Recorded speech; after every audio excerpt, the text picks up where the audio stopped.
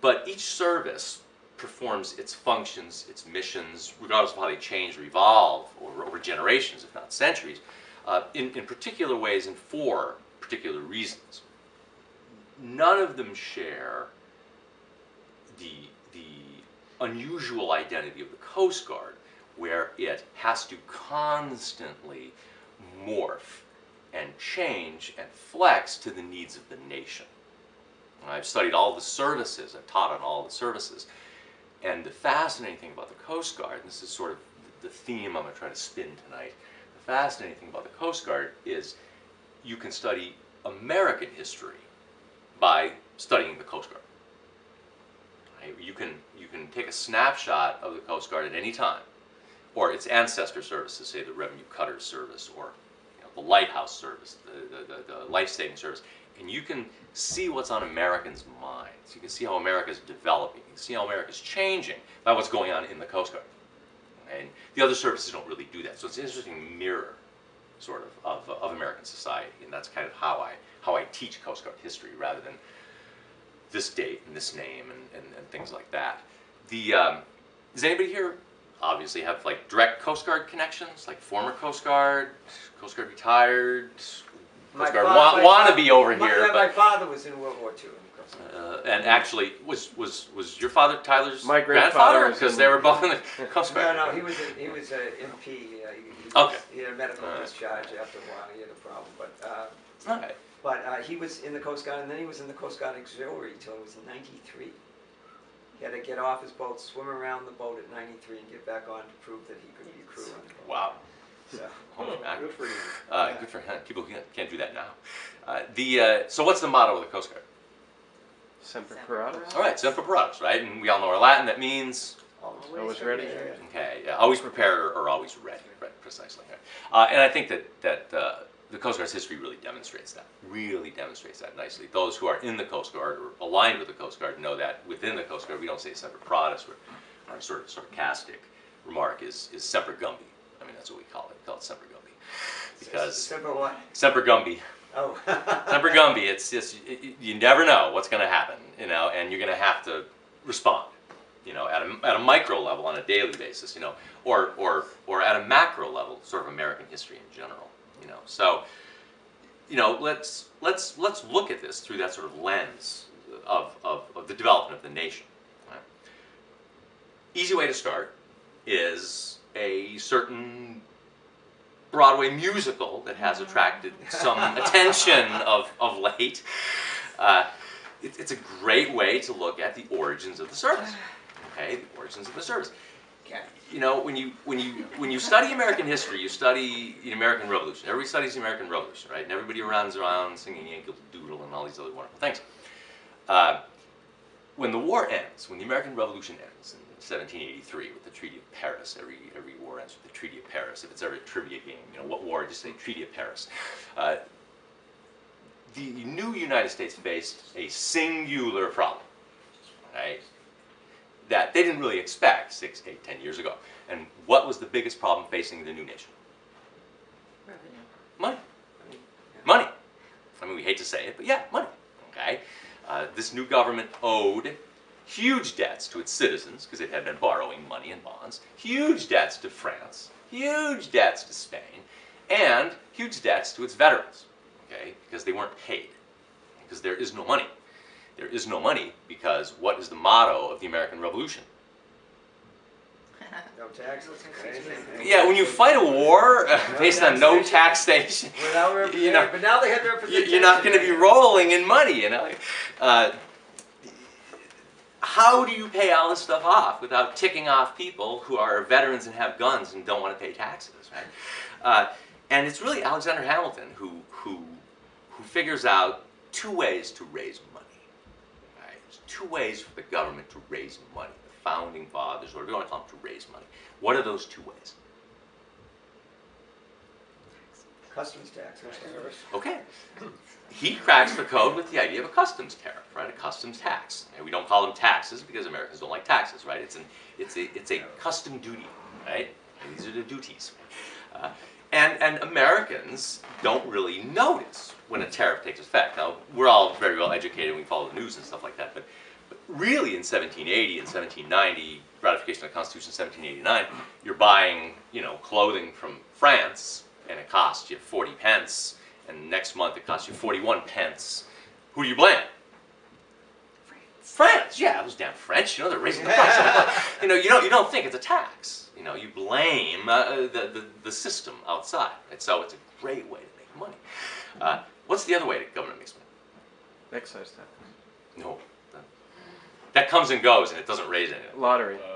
No. In 1790?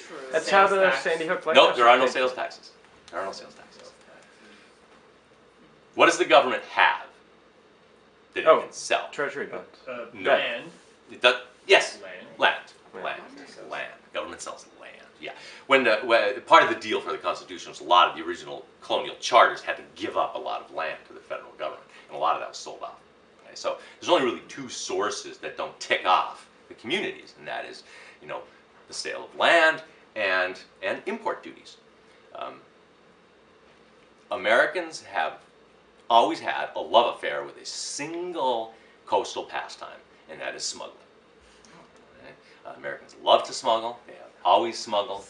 You know, they continue to smuggle in some ways. So, you know, Alexander Hamilton recognized, you know, if we're going to float this government, and if we're going to somehow pay our bills, and if we're somehow going to be able to someday print money and borrow money, we have to show that we're kosher, that we're valid.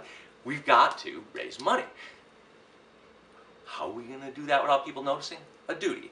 How are you going to collect and enforce a duty? We need somebody on the water, right? We need somebody on the water. And what people don't recognize is that the Coast Guard begins in 1790 on August 4th, 1790, as the Revenue Cutter Service. Okay. And where was that, Richard? Where was that developed as a revenue service? Where was the first location? The first, well, Newburyport is where the boats are built. Okay, you mean stationing? Yeah, well, there are 11 craft, right? And they run basically from Boston down to about Wilmington. Okay. And of course, this is, you know, I don't mean to... I just had to get the Boston part in there. We like to think the Coast Guard was born in Boston. Well, the Lighthouse Service was, right? Yeah, the oldest Boston. lighthouse in America, the Boston Light. What was that, 1716, right? If I'm not mistaken. But even, for instance, so there's a way of collecting money, right? We're going to use a revenue service. We're not going to impose our will on the people. We're going to the federal government. Okay? It's going to work under the Treasury Department. Right? And it's going to work in concert with another act that was passed 6 months earlier, the Lighthouse Act. Okay?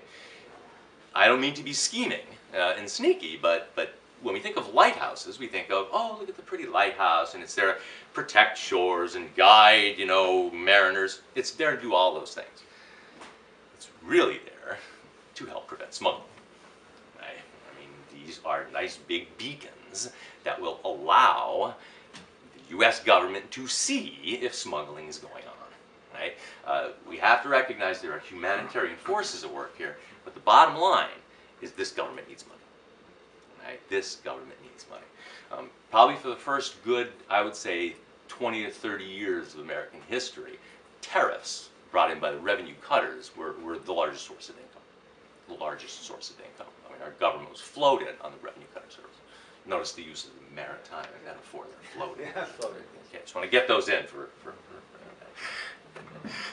at the same time, something else which I think some people probably remember, at the same time the country is just gelling and just coming together in the 1780s, 1790s, turn of the century. The Coast Guard is the Navy. Okay, there is no Navy. Americans forget that. Okay, the Continental Navy is disbanded right after the war. It's disbanded. Why? Because it costs money. It all goes back to money. Okay, so there is no U.S. Navy. Okay, anything that's going to happen on the water and the federal government's going to think about it, be it when the federal government's here in New York or when it finally moves, you know, to the district in 1801, is going to have to be the Revenue Cutter Service. Okay, then we have the so-called Coast Guard Revenue Cutter Service is the oldest continuing seagoing service in the United States. Okay, in the United States, and today's its birthday, August 4th, 1790. Right? So, what I do when I talk about the origins of it is I follow sort of American themes. So we've got the founding, we've got a need for money, we've got, you know, the Revenue Cutter Service. If I were to ask this well-educated audience, you guys included in the back. Turn of the century, right? Moving into the 19th century. If there was one word to sum up American development in, say, the first half of the 19th century, what would that word be? Expansion. Excellent. Go to the head of the class. Expansion. Yeah. In every way, expansion. Right? Political expansion for white males as they eliminate property requirements. But the scariest thing facing America is physical expansion. Right? Back to land. Right? It's a good thing. Right? More. Right? Americans love more. We want space. We want to move. America's a big place. Most of us, I think, have traveled around. I mean, America is large. And when we go from the Revolution, pockets of communities along the coast, the war ends. Treaty of Paris, right, 1783, gives America all land up to the Mississippi River. That's a lot of space. And that's a huge, huge, huge, huge chunk of land. People start taking off. People start spreading out. Right? How do you tie them to America? I mean, how are they going to be trading? How do they vote? I mean, how are we going to connect these people? There are fears in the 1830s and the 1820s of republics breaking off, of people just declaring their own kingdom, declaring a new kingdom, declaring their own country, because it's so bloody big. It's so bloody big.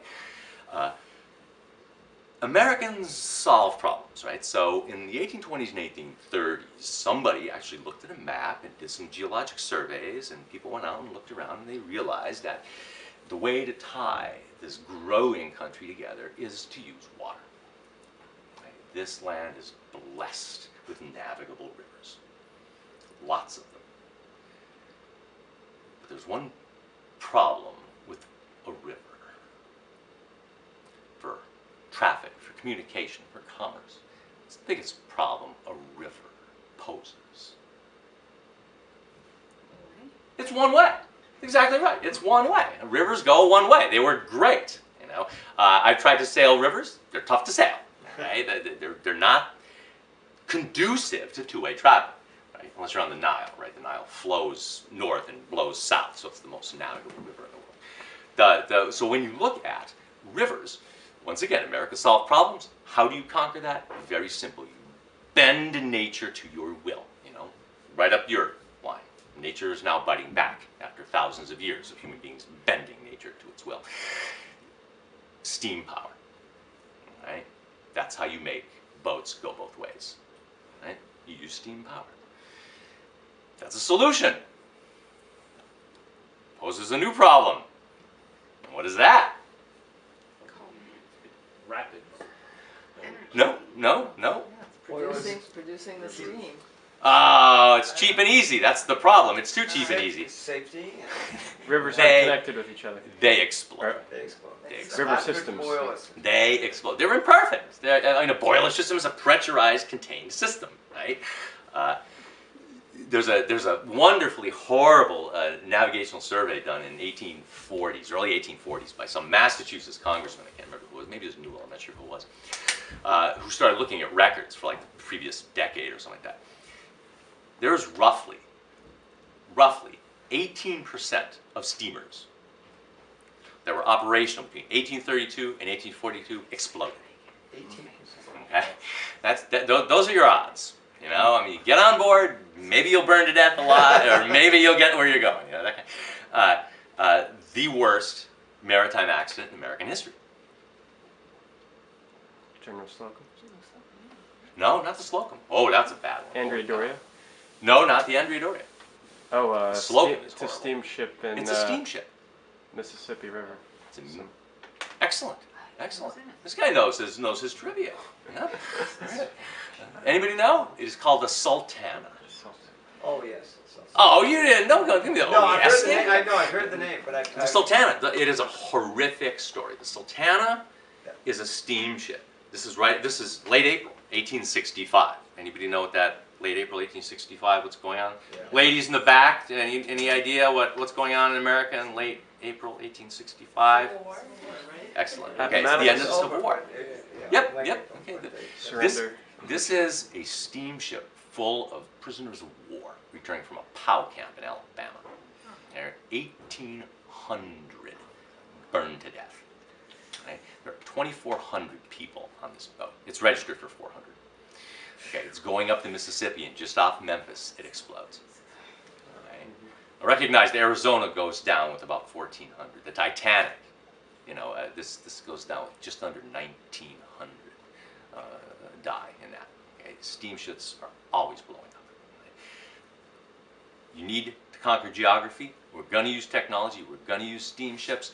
We see another expression here of the development of what we now call the Coast Guard. And that is in the 1830s and 40s, the federal government created something called the Steamboat Inspection Service. Okay? Created it in stages. The first plug was about 1838. It didn't really do anything. It was on paper. Okay? The Steamboat Act was passed in 1852, which gave government officials the right to inspect a ship. I mean, in America in the 19th century, that's like imposition. You know, that's incredible. That's federal aggression. You know, inspect my ship. You know? And then that is stepped up, and the Second Steamboat Act is actually passed in 1871, and that gives the federal government the right to license a pilot, test a pilot, create regulations for steamships, and those are going to apply to both commercial ships and passenger ships. Right? The Steamboat Inspection Service will eventually be one of these organizations that gets merged into the United States Coast Guard. Right? So when you're talking about safety at sea, when you're talking about prevention, you know what a CFR is? What the CFRs are? There are by the way, Coast Guard. What are the CFRs? Code of Federal Regulations. Figured you would. Yeah, the Code of Federal Regulations. Okay. The saying in the Coast Guard is that the Code of Federal Regulations is written in blood. You know, because that's how these things come to be. And these regulations are created because people die. You know, because people die. So as a result, what you end up seeing is on the internal waterways, you begin to get government involvement in controlling, in prevention, in safety at sea. What else is going on in America at the same time? Tyler, you can't talk anymore. Yeah. 1830s, 1840s, 1850s. How else is America changing? How else is... I'll allow a pregnant silence. How else is America changing? There's an industrial revolution going on. I mean, it's becoming less agricultural and more manufacturing. Somewhat the application of industry will eventually affect agriculture. The economy's changing a bit. All right, let me push you a little bit further. Okay, where does it start? Where does the so-called industrial revolution begin?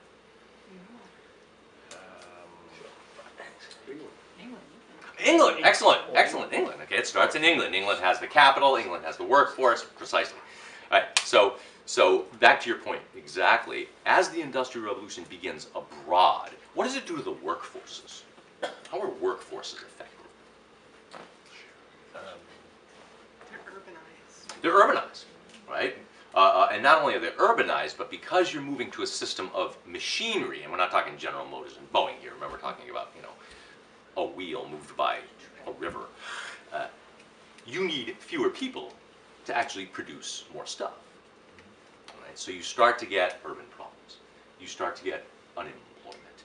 You start to get enclosure movements where so many people who had positions before or had futures before don't have them anymore.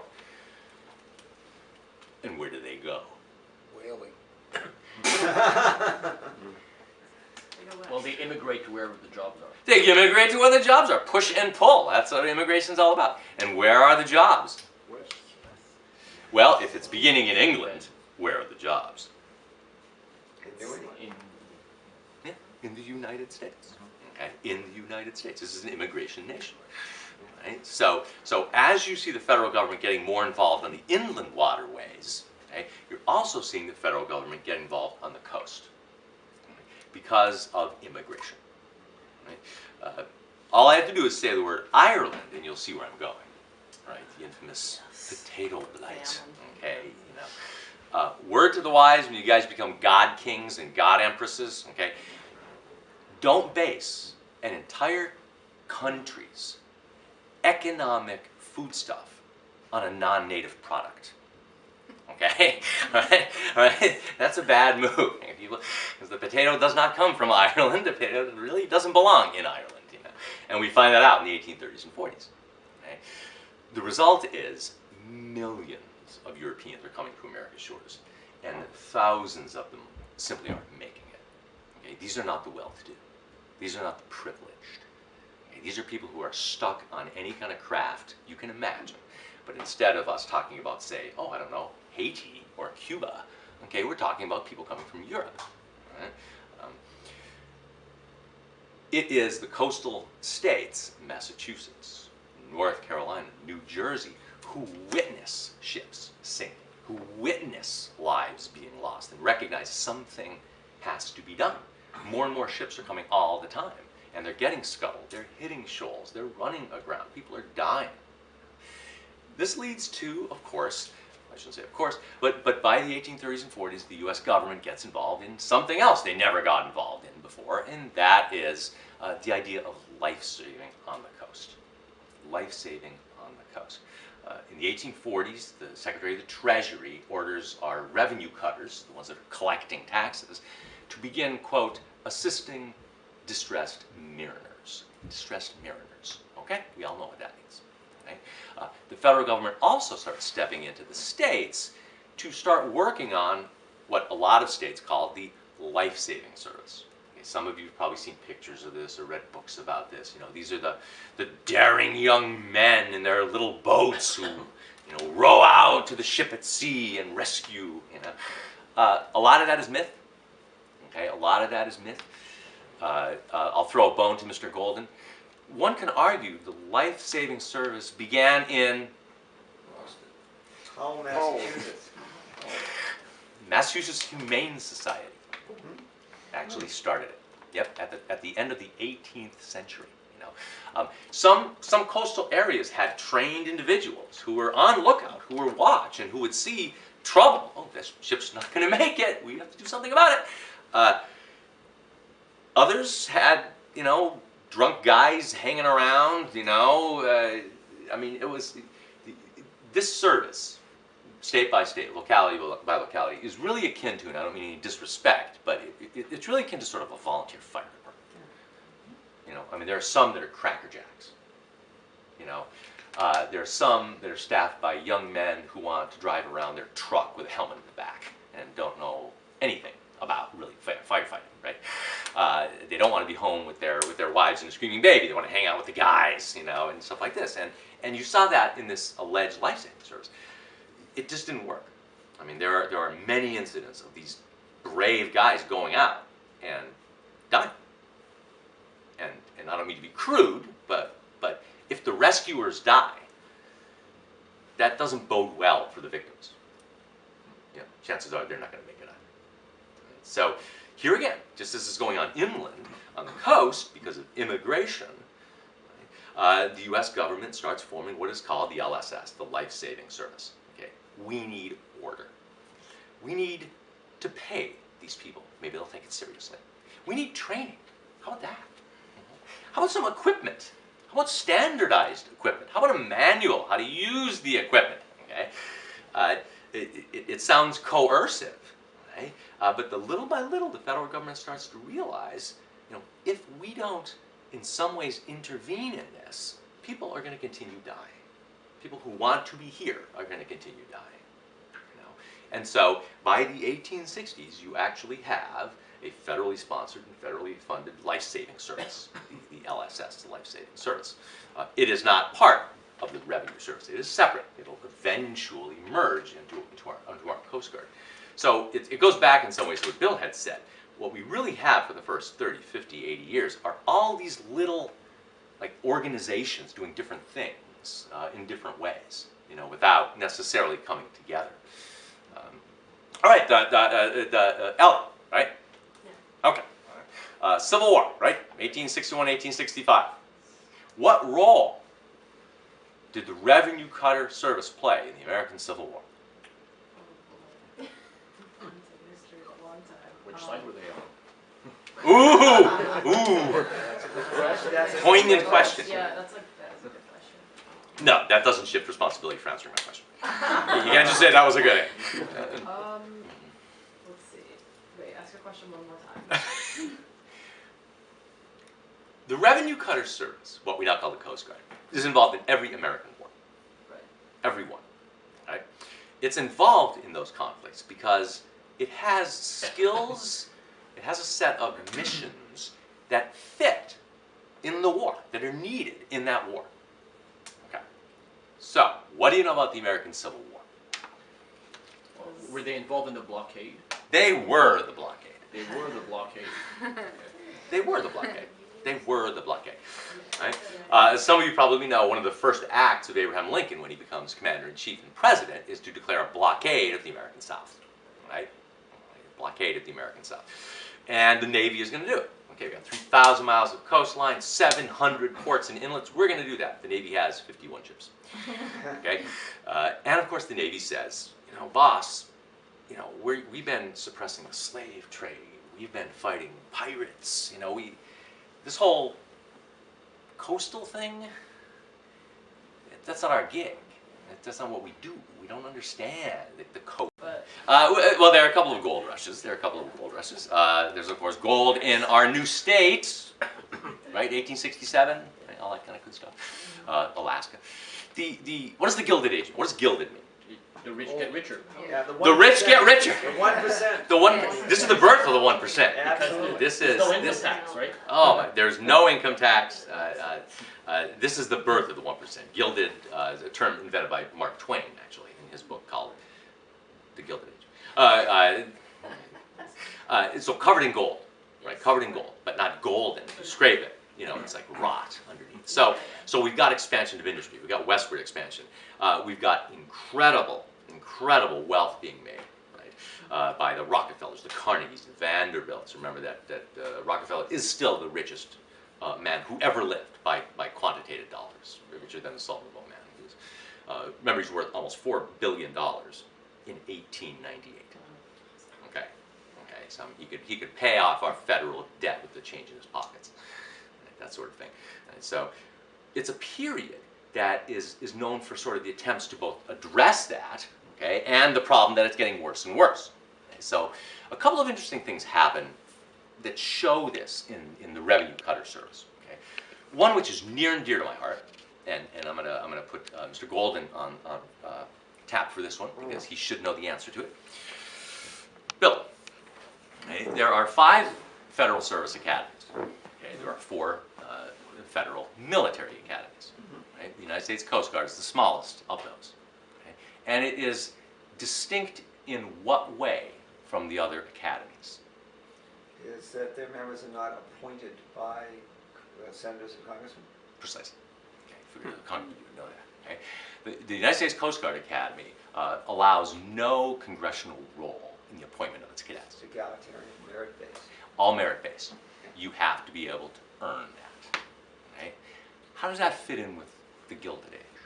Well, you had people. Most of the officers in the other academies were very rich people, or sons and daughters of very rich people. Exactly. Senators and congressmen. Well, they weren't sons and daughters. Sons. They were sons. Right, Yeah. Yeah, we gotta wait till 1980 for the commissioning of that. But yeah, you're dead on. It's exactly right. I mean, the head of the Revenue Cutter system is a guy named Sumner Kimball, and when he takes over in the 1870s, he realizes the Revenue Cutter Service, this organization, needs to build its own officers. Right now, we're like borrowing guys from the Navy and taking people from the Merchant Marine. So we need to grow our own. We need a school to create our own officers.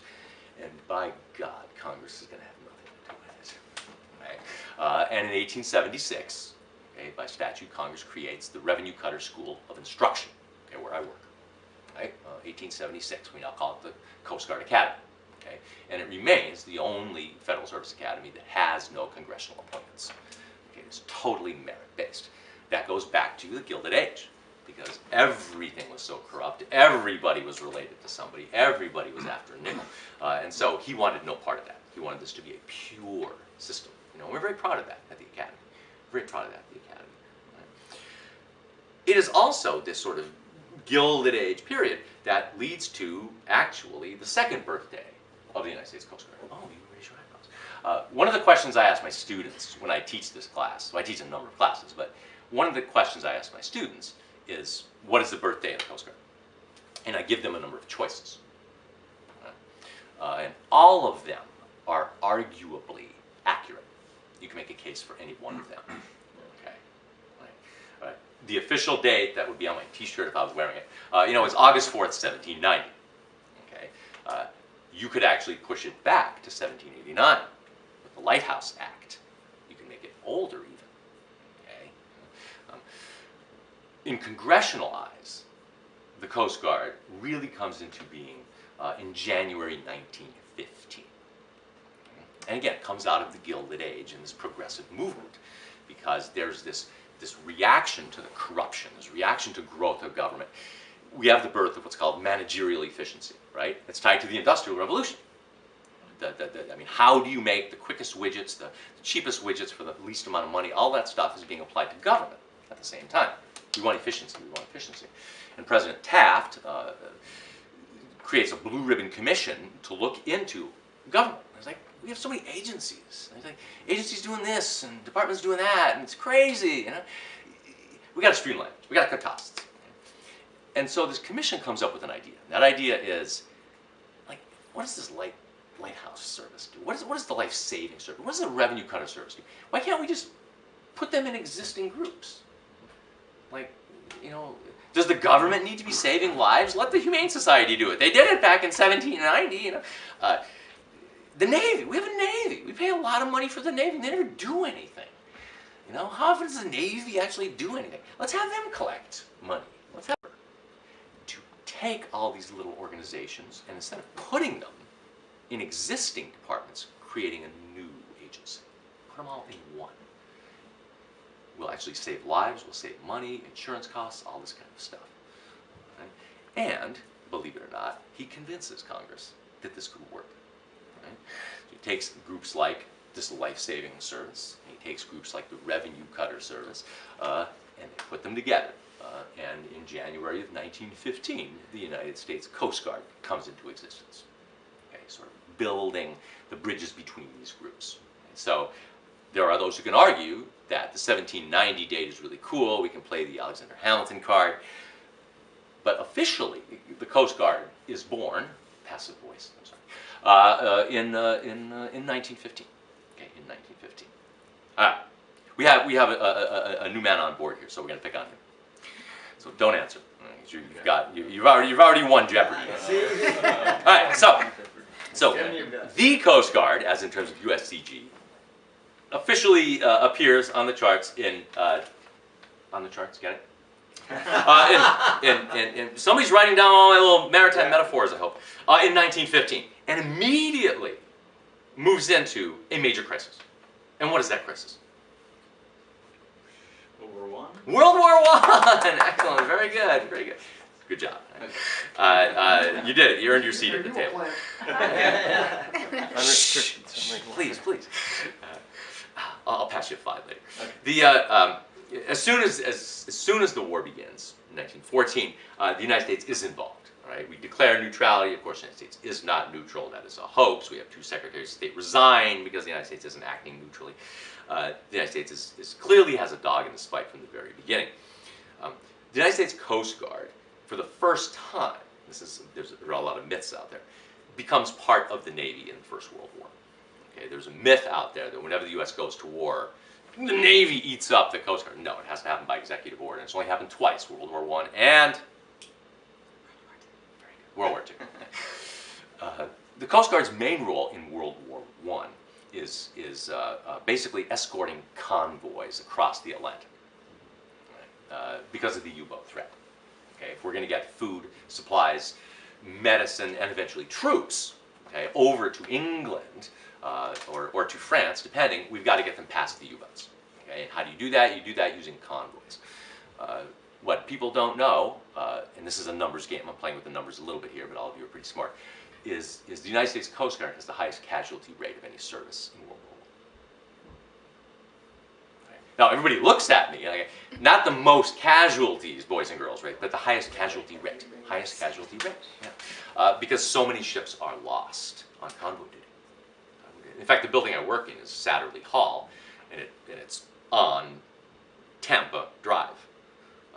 Charles Satterlee is the commanding officer of the Coast Guard cutter Tampa on convoy duty when it's sunk by a German U-boat in September of 1918 on convoy duty, and it goes down with all hands. It goes down with all hands. So it's very, very perilous duty, and as actually you said earlier, people just don't kind of know what the Coast Guard does. But when America goes to war, there's some role for the Coast Guard in it that people, I don't think, necessarily appreciate completely. All right, so as soon as that, you're not off the hook yet, young man. As soon as that crisis ends, right, and we all know when it ends, right, 11/11/11, 1918, all that wonderful stuff, the Coast Guard rolls into its next crisis. Who said the Cold War? We're talking 20s now? Cod War. Are we? Late 20s? Early 20s. Early 20s? Louder. Prohibition. Prohibition. Beautiful. Exactly. Precisely. Yeah, exactly. 1919, Congress passes the Volstead Act. 1920, 18th Amendment, Prohibition goes into effect. Right? How do we keep liquor from being brought into the United States? Who's good at operating out on the coasts? Who's good at sort of interdicting that sort of stuff, you know? And all the coasties are like hiding their heads, like, oh, another job we don't want. The Rum War is what we call it. Okay? The Rum War, which begins in 1920, ends in 1933. We talk a lot about prohibition when I teach about Coast Guard history, because now from within the Coast Guard, it's actually a fairly productive time. The Coast Guard grows, it gets resources, new boats, and this is where Coast Guard begins moving into aviation. Right? This is where the Coast Guard gets its first planes, right? Because that's how you find the rum runners. Right? I mean, it's no different than today. I mean, you know, people flying fixed wings down in the Gulf, looking for go-fast, looking for narcotics. You know, that's how you find them, right? You fly over them and you call them in and you call in the ships. It's very, very similar in 1920 and 1925. The Coast Guard moves into aviation, and that's how you find what are called the motherships. Motherships sit in international waters that we can't touch, and the baby ships are the ones that go in and out, you know, and grab the goods and smuggle them in. Okay, so when we're looking at sort of what's on America's mind, what is the war of the 1920s? It's Prohibition, and that has a huge impact on the Coast Guard. Prohibition ends in 1933. FDR realizes the country's depressed enough. Have a drink, you know, and so Prohibition is repealed. And of course, no sooner does America begin moving out of the Great Depression than America begins moving into the World War II. The big one, right? The big one, and we've had actually this discussion about family members, you know, having been in the Coast Guard in the war. When I teach a course on American military, on the American military, and I have a huge segment on the Coast Guard in World War II, because nobody knows about the Coast Guard in World War II, and I begin it and end it actually at the museum in Weishi Hall, because my argument is the Coast Guard is there from the very beginning, and the Coast Guard is there at the very end. Right? For instance, right, there is one, actually some people in the audience might know this, my little trivia question here. There is one ship still afloat from December 7th, 1941. There's only one ship afloat that was afloat that day. Do you know what it is? In Pearl Harbor? In Pearl Harbor. Any guesses? It's a Coast Guard ship. It's a Coast Guard ship. Very good. You've picked up on my theme here. You saw right through that. I got it. Yeah. It is the Roger B. Taney. Or as the Coasties pronounce it, Taney. That's not how the family pronounces it. They pronounce it Taney. The Roger B. Taney was on duty in Pearl Harbor, took part in the defense of Pearl Harbor. Okay, and it sits now in Baltimore, in Inner Harbor in Baltimore. Okay, and that's it.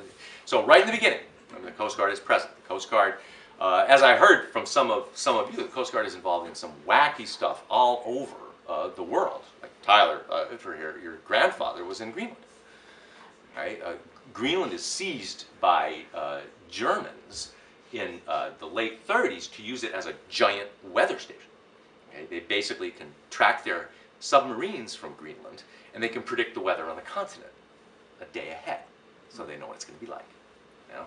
So it's actually a group of Coast Guard operators who go into Greenland on some really cool missions. I mean, this is, you know, some SOS kind of stuff. And they go in and they end up seizing several German ships. The first German ships seized by Americans were seized by the Coast Guard, the German ship Exerstein, and basically taking Greenland for the Allies. Right? Nobody knows the Coast Guard was in that. The Coast Guard is in China. Right? How many of you have heard of a group of sort of really nasty, cool guys called Navy SEALs? All right, some of the more mature folks in the room probably know where the SEALs came from. Worthington Walsh is a captain in the Coast Guard. He and 14 guys, a couple Army guys, a couple Navy guys, a couple of Coasties, are inserted into Normandy for intelligence operations. Being Coast Guard, they got lost. Right? And they're actually lost during D-Day. D-Day begins. Right? June 6, 1944 begins. They end up about 22 miles south of where they're supposed to be on the French coast. And they get trapped, right, by a German battalion. Right? Some laws of war are still being followed.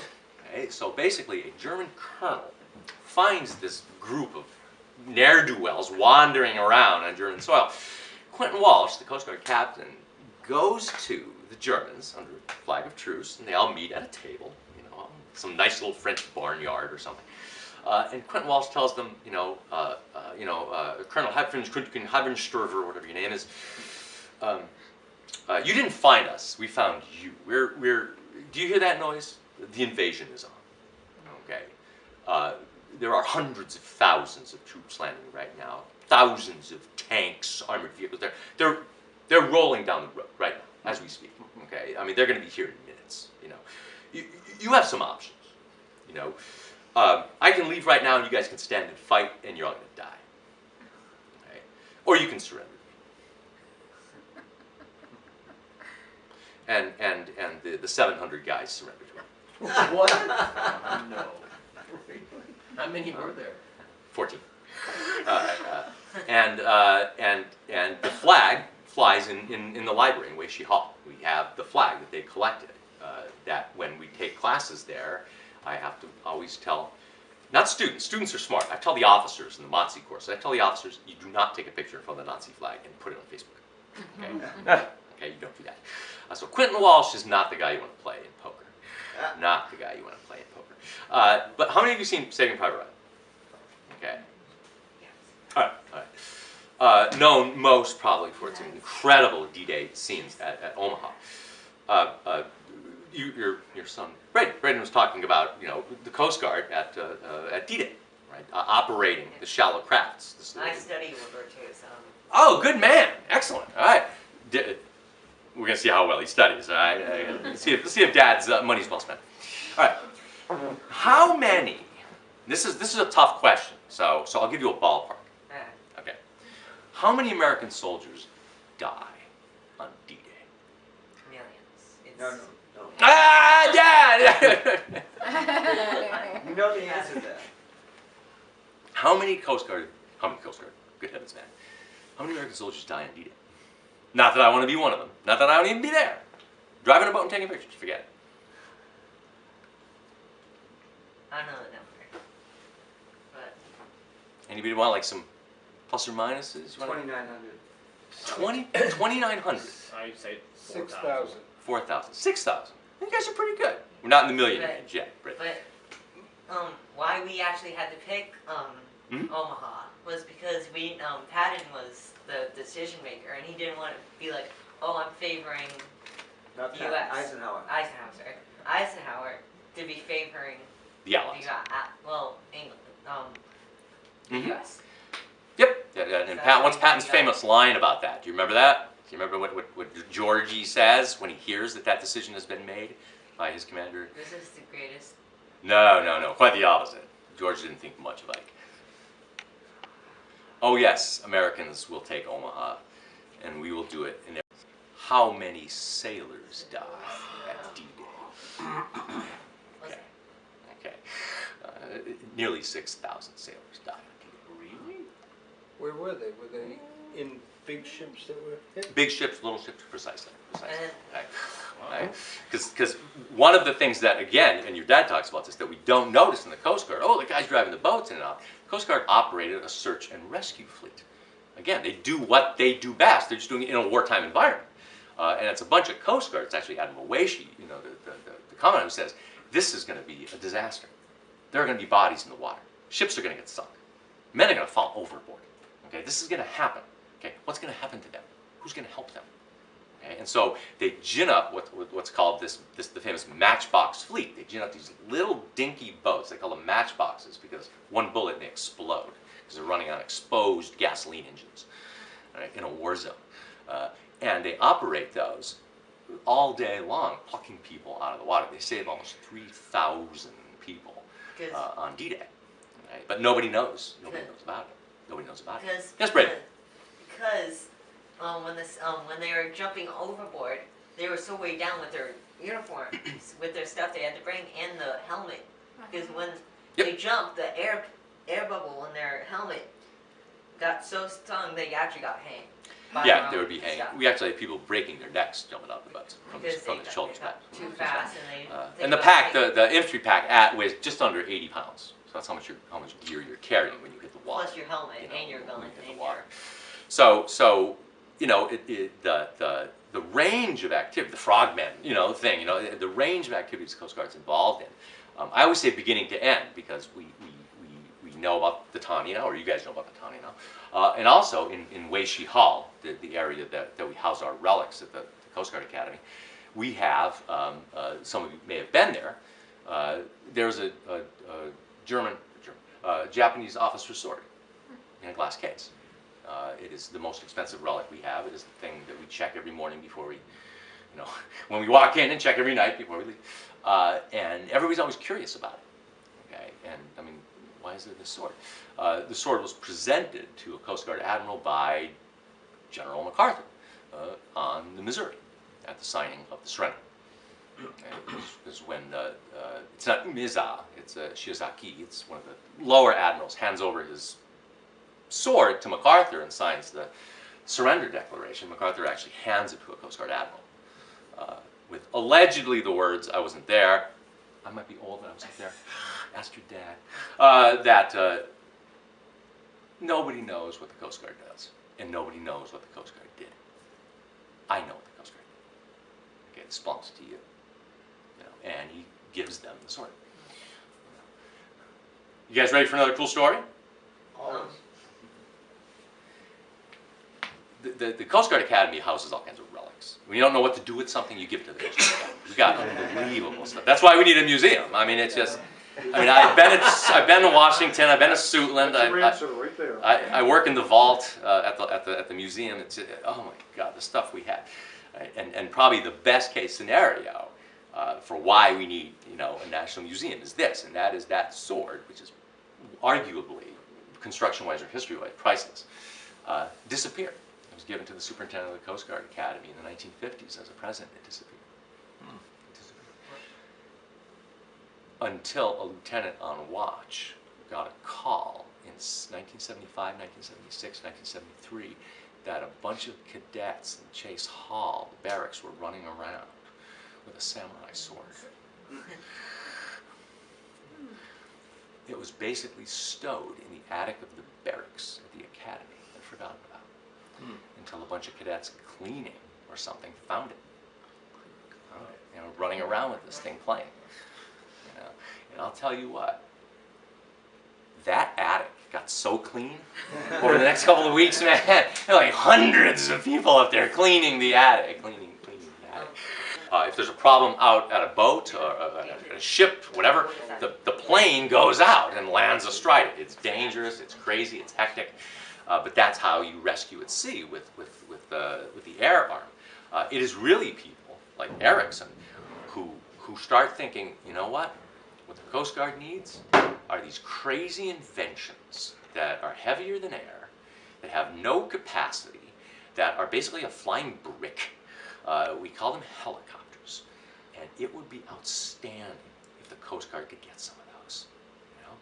He is so shrewd that he knows that during the Second World War, no offense intended, but the focus isn't on plucking a few people out of the water. Okay? There's just too much at stake. So what he does is he sells the helicopter as an idea for anti-submarine warfare. Okay? And the way he pitches it, it's brilliant, and we've all done this.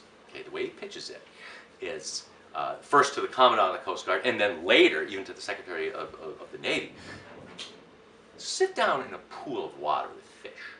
Like go to a restaurant or a pond or something. Put your chin at water level. Put your head above the water.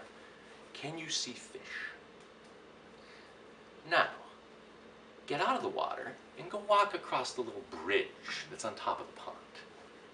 Can you see fish? And of course you can. It's like the way to find submarines is get in helicopters. That's how you find submarines. Okay? It's a brilliant operation to sort of, to use that lovely phrase, get the nose into the tent.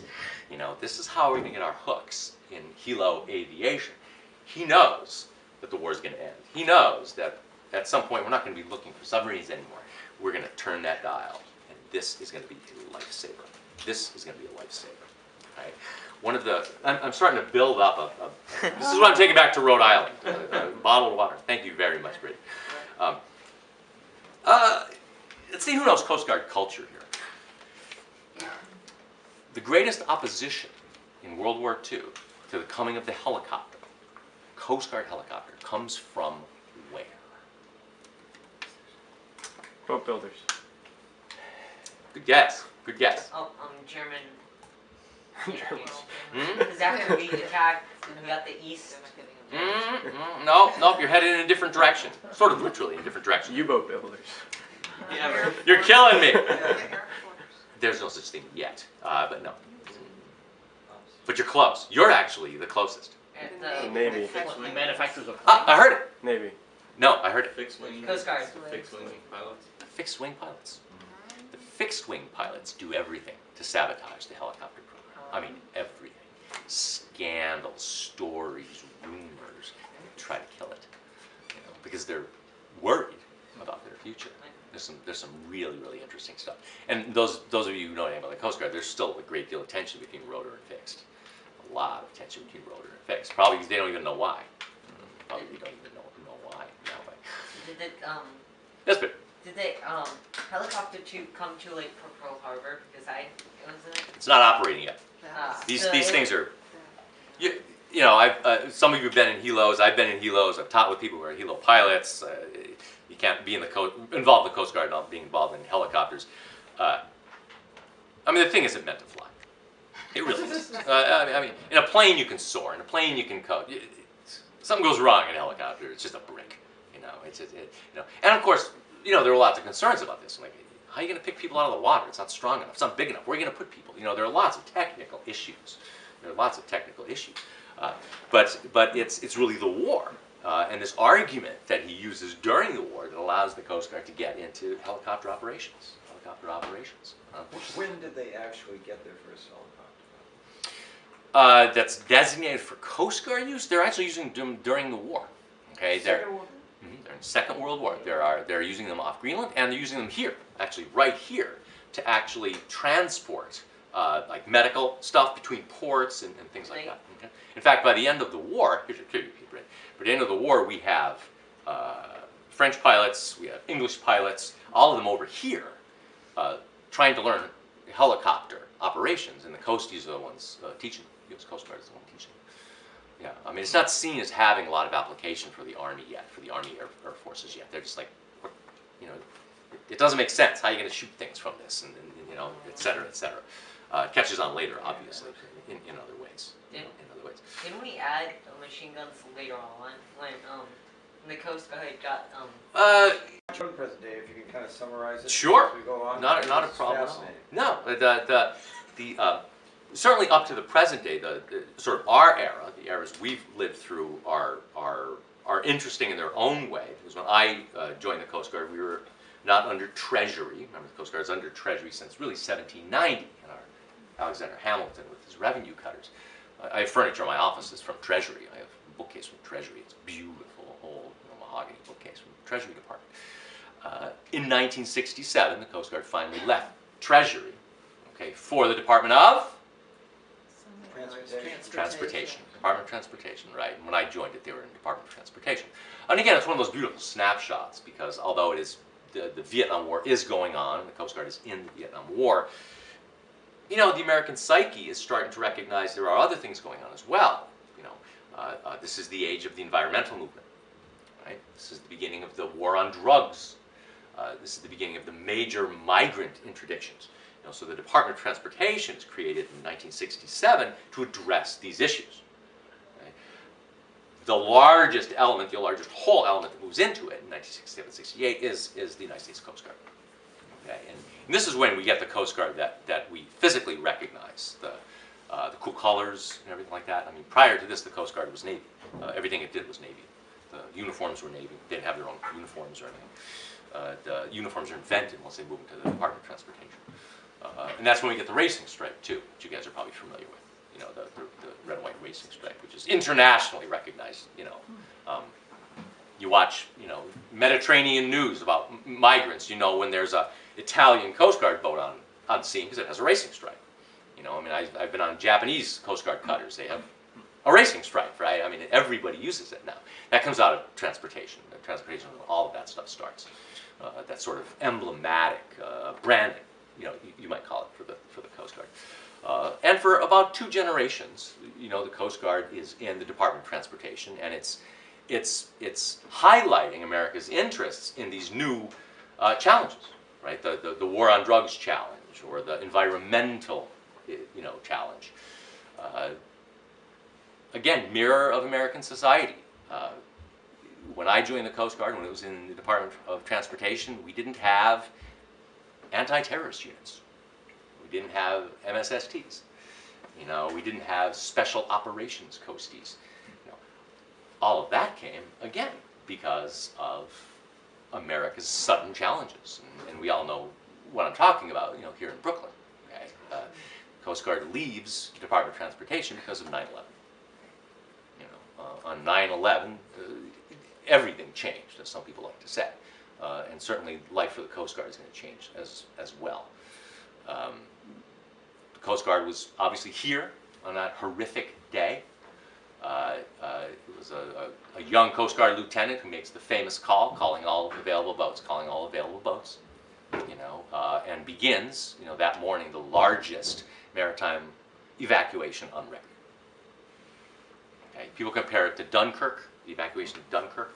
Dunkirk was planned for 2 weeks. Dunkirk took 16 days.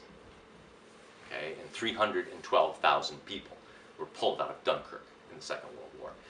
Here, using private boats and ferries and fishermen and everything else, 320,000 people evacuated Manhattan in 7 hours. Okay? Incredible. I mean, simply incredible. 2 years after that, in 2003, the Coast Guard leaves transportation and moves to the Department of Homeland Security. The only agency that moved totally into the Department of Homeland Security. Again, it's you know, 200 years from now, if somebody's looking you know, at Coast Guard history or whatever, you know, there's that snapshot. I mean, what's on America's mind? Security, right? Terrorism. You know, shipping, you know, those kinds of threats. And again, we have this, when I look at our curriculum, we have this flux. I mean, right now we're teaching courses on cyber warfare. We're teaching courses on port security. We're teaching courses on intelligence. The Coast Guard Academy has the only classified secure classroom of any undergraduate institution in the country. Okay? Navy and Army, West Point are building theirs. Okay, but we have a SIPRNet room, special protocol intercepted network room, a secured classroom. I mean, there's a double safe door to get into it. No electronics are involved. It has scrambled air, and our students take intelligence courses with live feeds from the Middle East. You know, live feeds from what's going on, you know, in the Straits of Malacca. That wasn't there when I started 18 years ago. We weren't teaching anti-terrorism, you know. But you know, once again, the organization, you know, the Semper stuff I talked about earlier, the Semper Paratus, to be more, I guess, loyal to the term.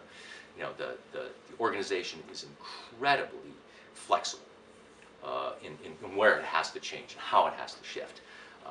And when you look at American history and you see these incredible events and challenges, you know, just shocking the nation, you can see those through what the Coast Guard looks like, you know, how the Coast Guard changes and how the Coast Guard shifts in that way.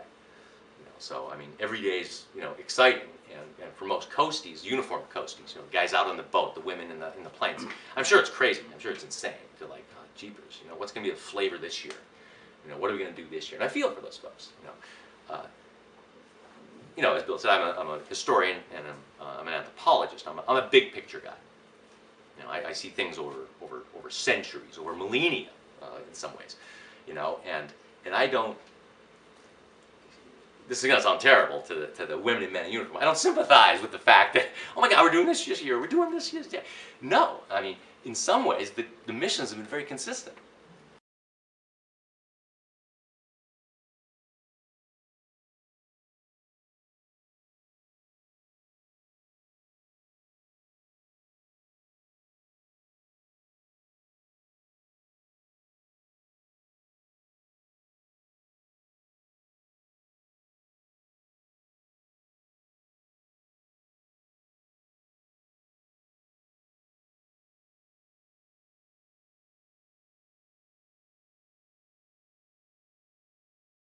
Of U.S. troops in South I'm Vietnam. not giving you anything for U.S. troops. No, So, no. South Vietnamese. Who are they rescuing? Boat people? No. Oh.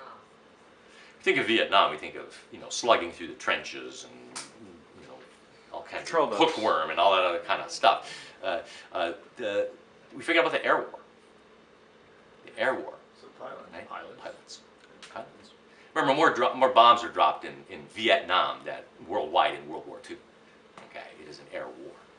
Okay, and pilots get shot down all the time. And it's really the Navy and the Air Force that are like, my God, these guys are in enemy territory. These guys are in Laos. These guys are in North Vietnam. How are we going to save them? How are we going to get them out of there? I got an idea. You know, we tend to go into dangerous situations and pluck people out. Maybe we can give you a hand, you know? And so Coast Guard helicopter pilots get sent to Vietnam to train Air Force and Navy pilots and to do the job themselves as well. They go in and they're pulling out the downed pilots. Right? And the second one I heard here, their second biggest job is the river war. River war. Everybody talks about the Ho Chi Minh Trail, but as we just discussed, in America, in the 1830s and 1840s, the most efficient, cheapest, and fastest way to move stuff is not on land. It is on water. It is on the water. You know, most supplies coming into South Vietnam come by the Mekong River system. Okay? Who's good on shallow water? Who has small boats? Who can interdict stuff? Who's been doing that for 200 years? So the Coast Guard sends over patrol boats, and they operate the river war. But can we also- Operation Market Time is called. In fact, Vietnam still has the boats. We left them there. They're still using the boats. But Yeah, great. Couldn't we back up the Air Force by that? Because we have so many helicopters. Because they don't have room to hold. Well, if they're we're actually using Navy helicopters, using Jolly Greens and Super Jolly Greens, because Braden brings up a great point, and that is when the Coast Guard goes to war.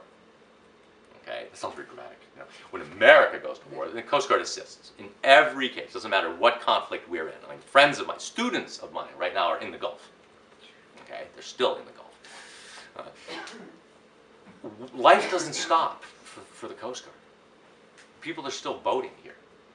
Drunk, stupid people are still falling off their boat at Newport. You know, you still have container security to worry about. You know, the job continues, right? So, to Braden's point, we still have to have people here, right? We still have to have helicopters It's here. nonstop. You know, it's nonstop. It's nonstop. We're just adding things to it. We're not taking anything away. You know, we're not taking anything away. And you've got to be able to just absorb that. So do you help with the police, the water police? There's. Well, here in New York, the Coast Guard plays an incredibly active role, and it's of course a huge, huge port. About 10 years ago, one of the lieutenants that was teaching for me came here, actually lived right up the road. He lived up in Brooklyn Heights, and was one of the prevention guys when he made 04 and moving into 05. And it was a shock coming here, because he said his first day on the job, I remember him calling me, his first day on the job, leaving the academy, coming over here, his first day on the job is, all right, I have a meeting with some harbor master guys. I have a meeting with the New York police, who have more boats than the Coast Guard. I have a meeting with the Chamber of Commerce about something. We had 8 suicide attempts today. We have 4 ships that are leaking something, and we don't know what it is. He said, and that was all like the first 5 hours of my first day. This place is crazy. New York is a madhouse. You know, New York is a madhouse. One of the tricky things that young Coast Guard officers have to learn is you don't get anything done by yourself. Everything has to work through local. Everything has to work through local. You know, we found that out at Katrina. You know, we found out at Deepwater Horizon. We find out, the captain of the port finds it out every day here. You know, you've got to work with local authorities as well. You know, we don't just come in and brush people away. You know, but as Braid said, the job continues. I mean, it doesn't matter. You know, I have friends over in the Gulf right now. They're going to come back, and we just brought in a new commander to teach. He's going to be teaching with me. He's going to be teaching courses, living the dream. He's now a commander who's a college professor. Isn't that cool? He was on the Air Force, the Air Force One details. He would always continue to do. When I teach American history, when I teach Coast Guard history, I start with the Declaration of Independence, right? All right. So who's going to start by quoting the Declaration of Independence? We have some newbies on board. I haven't picked on them yet. All right. All right. Come on, give me the Declaration of Independence. Somebody in this room knows it. Say something that sounds like the Declaration of Independence. No, that's the Constitution. Oh. Sorry, that's the Constitution. Wrong document. Good, a very good document, but wrong document. All right, okay. We're going to skip right to the body, but that's perfect. Louder. We hold these truths to be self-evident that all men are created equal. We hold these truths to be self-evident that all men are created equal. Endowed by their Creator. And they're endowed by their Creator with certain inalienable rights. Good. Inalienable, right? Not inalienable rights. Keep going. Life, pursuit of happiness. Life, liberty, and the pursuit of happiness. Keep going. Yeah, that's the problem. And we're independent. Yeah, and we won the war. And the French won the war. Everybody knows that part. Okay? Nobody remembers the next part, which is the most important line in the document. Okay? To secure these rights, governments are instituted among men.